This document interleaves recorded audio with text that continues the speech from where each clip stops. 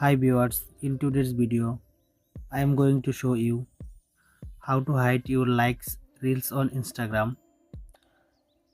Okay, let's get started. First of all, open your Instagram app on your phone. Now tap your profile icon at the bottom top right corner. After that, tap on the three-line menu at the top right corner.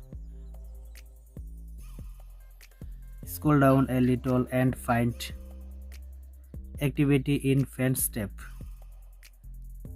Tap on it and you will see option like select no more, go back, tap on reels,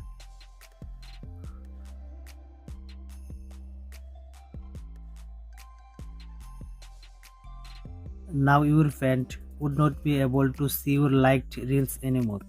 This setting hidden your activity from the reels friends selection. That's it.